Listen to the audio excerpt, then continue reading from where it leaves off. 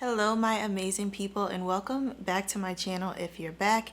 If you are new, welcome. I'm Shayna and I have another missing persons case for you all today. You guys gave me an extremely warm welcome last week when I posted my last video, and I just want to thank you guys so much for just being here with me and let you know how much I appreciate all of you watching these videos. But I'm also grateful that I have a platform where I can share these stories and get victims' stories out there. I'm just glad that I'm in a position where I'm able to do this. So thank you guys so very much from the bottom of my heart. Today we're going to be talking about the disappearance of David Lovely. He went missing all the way back in the 1980s, and there's actually quite a bit of detail with his disappearance, but also so many open-ended and unanswered questions, as many of us are familiar with in other missing persons cases, unfortunately. We're going to jump right into it. Thank you guys so much for being here with me again today, and let's go ahead and get started.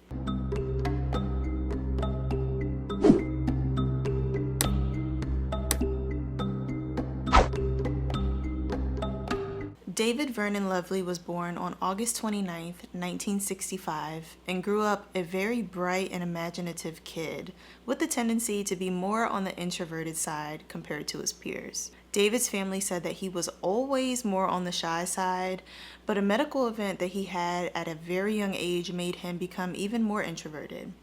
At just 3 years old, he suffered from near fatal kidney failure and had to undergo multiple surgeries and spend almost an entire year in the hospital receiving care. His time spent in the hospital most likely had an effect on his personality, as one might expect, but it wasn't necessarily a detrimental effect. He was just on the shy and reserved side compared to other kids his age. Growing up, David had to be very careful in his day-to-day life, even well into his teenage years, because of the abdominal surgeries that he underwent when he was 3. He couldn't play sports, and he most likely wouldn't be able to drink alcohol during his lifetime. An injury to the abdomen could be fatal for him, so he always had to remain cautious. In addition to being shy, David saw the world differently than other people. He saw the world through an extremely creative lens. He had niche interests in certain artists and was very artistic himself, and he was even able to meditate at a young age. David grew up on the East Coast and had what sounds like a pretty large family. His 2 sisters did interviews with the Vanished podcast, and I will put a link in the description for you to check it out. It was very interesting to hear them describe everything, and it also provides you with much more in-depth and accurate information than any other sources do because it comes straight from his family. But he grew up with his sisters, Karen and Allison, and I believe he also had brothers, but I'm not certain how many. When his parents divorced, David's father moved out to California around 1980, and from what I could find, it sounded like David moved out there with him. And of course, wanting to be close to all of her children, David's mother eventually decided to relocate as well and ended up settling in Huntington Beach, California in April of 1985. But being that California is a pretty expensive place to be and to live, it was a little difficult for his mom to find work and affordable housing out there when she moved there. So she actually decided that it was the best decision for her to move back out to the East Coast later that year in the summer of 1985. So David's mom proposed the idea of him coming to live with her and his sisters back in Massachusetts, and he was actually on board with the idea. At this time, he was 19 years old, and he was excited for a new start. He actually had a job working at Jack in the Box that he wasn't too crazy about, and the idea of reconnecting with his old friends was exciting for him. After getting prepared for the move, David, his sister Allison, and his mom got started on the very long drive from the West Coast to the East Coast. They rented a moving truck for all of their furniture and personal items, and Allison planned to take turns driving with their mom. Since David had recently purchased a Yamaha motorcycle, he thought it was best to use this for the trip, and the original game plan was for him to follow behind the moving truck on his bike and for them to make stops together as needed along the way. For those who may be unfamiliar, the United States is enormous. So it's about 3,000 miles to go from the West Coast to the East Coast, and this equates to about 4,800 kilometers. There are also many different climates and terrains in the United States, and the first leg of their trip had tons of hills, different mountains, and winding roads that would require the moving truck to go at a slow rate of speed. This particular Yamaha that David purchased was an air-cooled motorcycle, and I actually looked up what this meant because I wasn't 100% sure, and I learned that it means that the engine on these types of bikes is cooled by air hitting the engine as the bike is moving. I also learned that these types of motorcycles are more prone to overheating during long trips. And because the moving truck had to go pretty slow on different hills and different turns, his motorcycle wasn't getting enough air to stay cool and was subsequently overheating. And because of this issue, they had to come up with another game plan. The next best option would be for David to travel ahead of his sister and his mom at a higher rate of speed and then stop and wait for them to meet up about every 30 miles or so. So this way, in a sense, they could still make the journey together while at the same time touching base at a consistent frequency to make sure that David was safe and that everyone was okay. And so they agreed that they would follow this 30-mile checkpoint game plan until they were ready to stop and rest for the night. At the last rest stop that they would meet up at, Allison let her mom know that she was getting pretty tired and was almost ready to stop driving for the night. So she leaned out of the window of the moving truck to shout to David not to go any further than the agreed upon 30 miles because at that point she wanted to stop to sleep. And she said that because he had his helmet on, he unfortunately didn't hear her and he actually drove off ahead of them.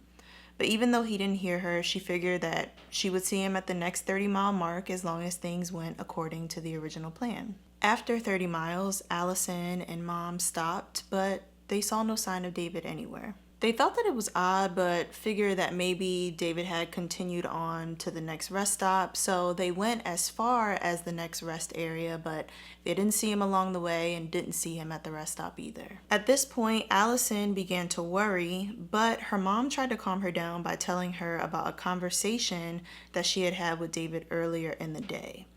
David had told their mom that he was really excited to get back to the East Coast and was hoping that they could at least make it to Cheyenne that night, which was much, much further than Allison wanted to go. And from my research, it seems that they're referring to Cheyenne, Wyoming, which is the biggest city and also the capital of the state.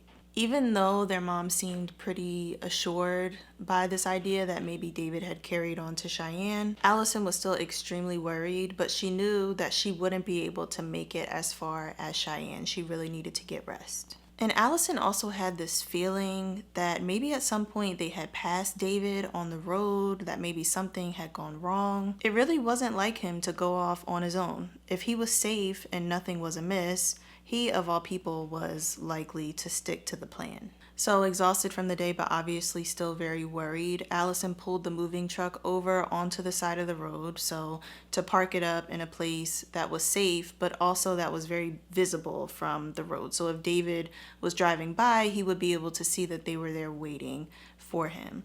Once they parked, they rested for the night and hoped that maybe David would show up, but night turned to morning and there was still no sign of him. The next day, Allison and Mom would make a phone call back home to see if maybe anyone had heard from David. And it's important to remember that back at this time, there weren't cell phones where people could have immediate contact with one another, so they most likely used some sort of payphone or other borrowed phone that they could get their hands on. They were able to make contact with David's aunt, who was living back in California, and the aunt would inform them that she had heard from David the day before. She said that he told her his motorcycle had broken down and he actually had to walk 3 miles to the nearest gas station in Fort Bridger to get it fixed. He told his aunt that a scary, rough-looking man with a Harley fixed his bike and got it running even better than it was before, and also told his aunt that if she spoke to his mom and Allison to please let them know that he was going to Rock Springs. Here's a photo of where Rock Springs is on the map. This town will become one of great importance in his disappearance. Allison and Mom would drive to Rock Springs and stay there all night, but there was no sign of David, so they felt they had to continue on in hopes of catching up to him in the event that he actually did go on ahead of them. Even their family back home insisted that David was probably all right and probably just kept on driving in hopes of finding them along the way. So they continued to drive and continued to check rest stops along the way. But the more time passed and they weren't finding or running into David, the more they started to worry. They made the decision to stop in Lincoln, Nebraska to file a missing persons report. David being reported missing in Nebraska really was not ideal. So, number one, he was an adult and he had recently spoken to a family member. Number two, he had transportation, he had his motorcycle, and the police would know that he also had money on him.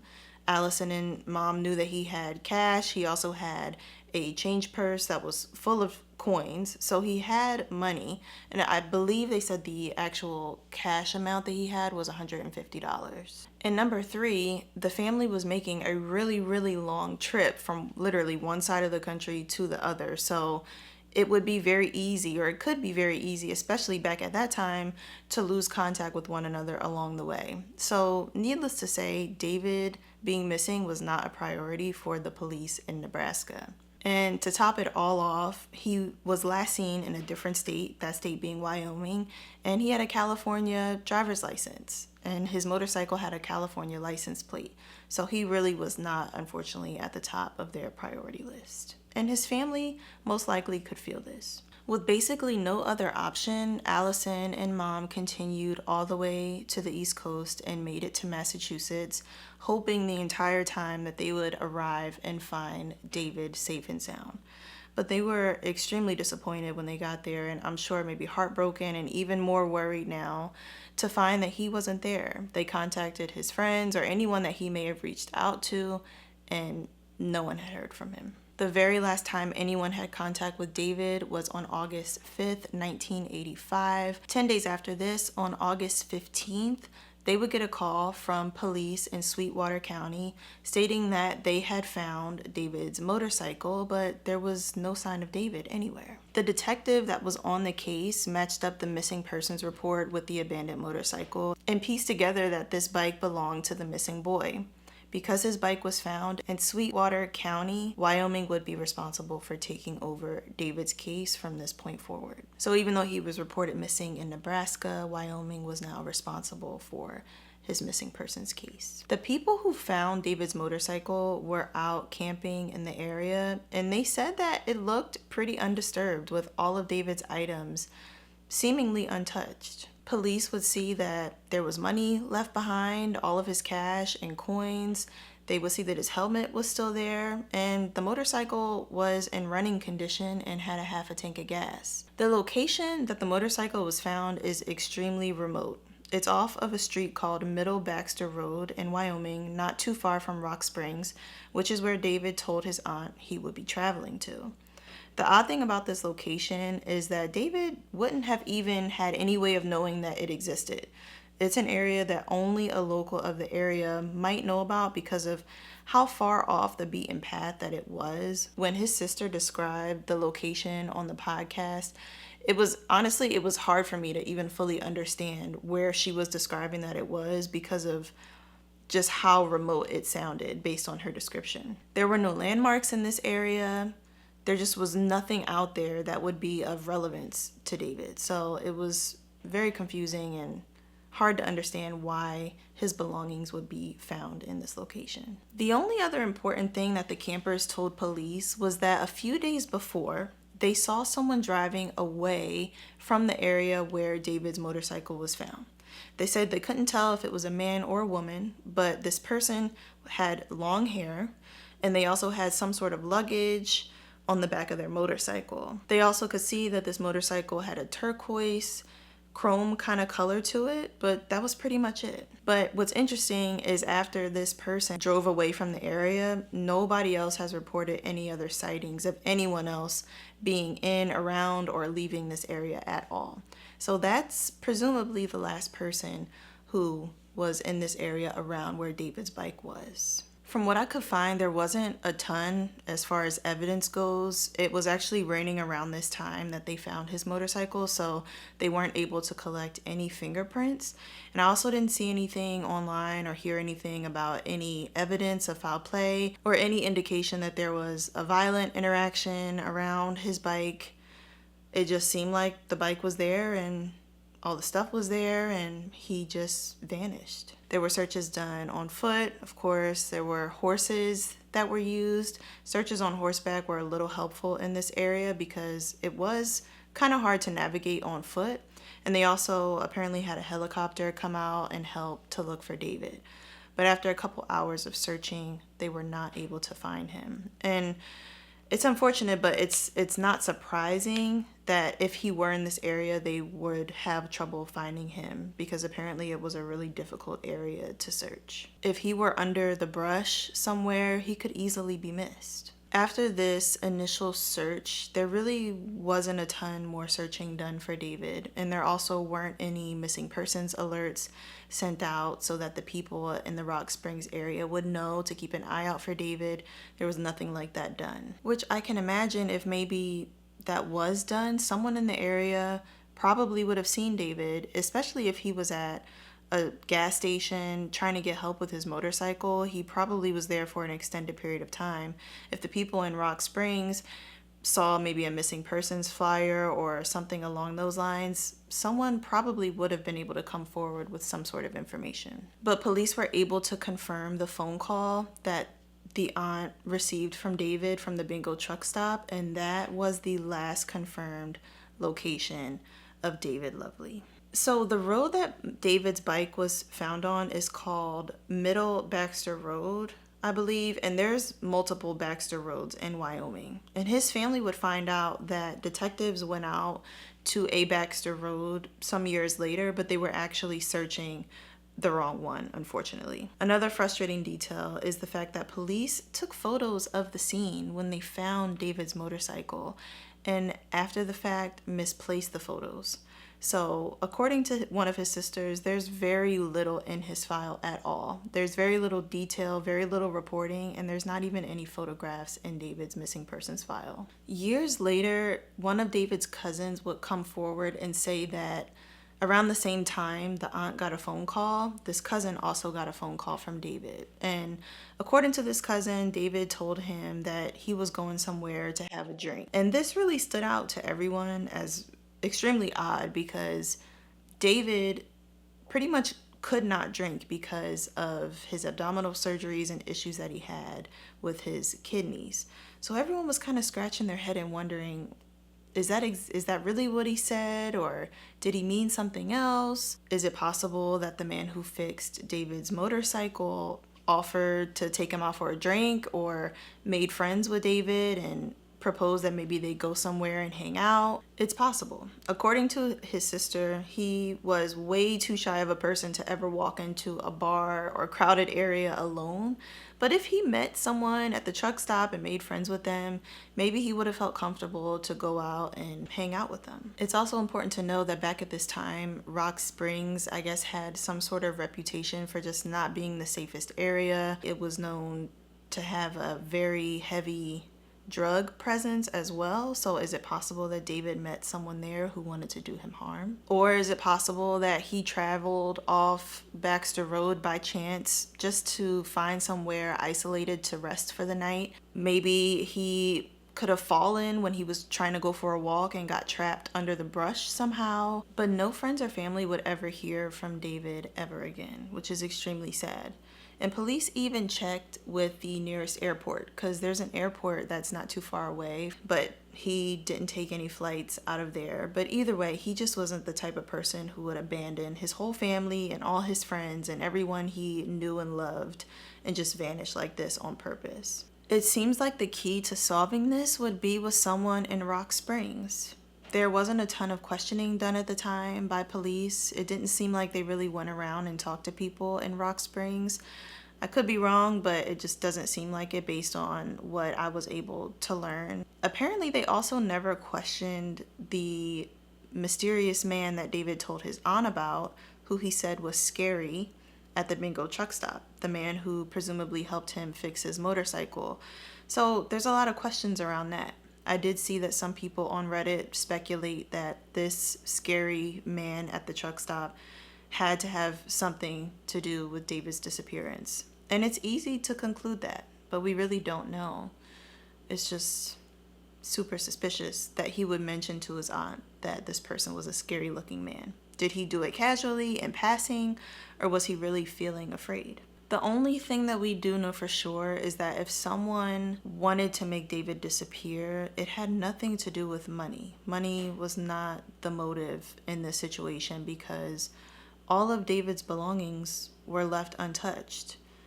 He had cash and change that were left behind, and the motorcycle itself was there. If someone wanted to steal from him or, do something to hurt him, to rob him, wouldn't they try to make the bike disappear and take his belongings as well? It just all doesn't make very much sense. If someone wanted to hurt him, why they would leave all of his belongings there. In the Vanish podcast that I told you about, David's sisters sound like really, really nice people. They mentioned on the podcast that they were interested in organizing searches, but I do believe that the podcast was recorded some years ago. Let me actually check to confirm that. Yeah, the podcast was posted on February 10th, 2020. So some years ago. But they did mention that they were interested in getting searches done for David. So I hope that we can find answers for them.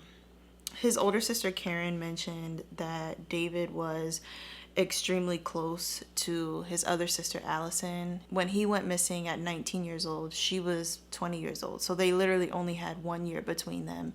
And they really grew up together. It seemed like David's disappearance especially cut deep for Allison. So I definitely send my thoughts out to her and to Karen and to the entire family as well, and hope that we can somehow find answers for them. David Vernon Lovely was 6'4" tall and 160 pounds. He had dusty blonde hair with distinctive scars on his abdomen below his ribcage, and according to his sister, had on Levi jeans that he always wore when he was last seen. He was a shy 19-year-old who wouldn't have vanished on his own accord and would never go any amount of time without communicating with friends and his family. If you have any information regarding the disappearance of David, please contact the Sweetwater County Sheriff's Department at 307-872-6350. To hear the account of what happened from the point of view firsthand of his sisters really put into perspective how perplexing and heartbreaking David's disappearance must have been for them. I really hope that we can help find answers for his family. I'll have the phone number for the Sweetwater County Sheriff's Department in the description box for your reference as well. Definitely let me know what you guys think about this case in the comment section. It's just crazy how someone could vanish like so suddenly like that. And I think because we live in such a connected age now where we have constant access to people on our cell phones, it's hard to wrap our minds around what that might be like, of losing a loved one while you're trying to travel cross country with them in different vehicles. I just can't imagine what that panic might have felt like in those hours after realizing that they couldn't find him. But yeah, it's really unfortunate, and I'm curious to hear what you guys think in the comment section below.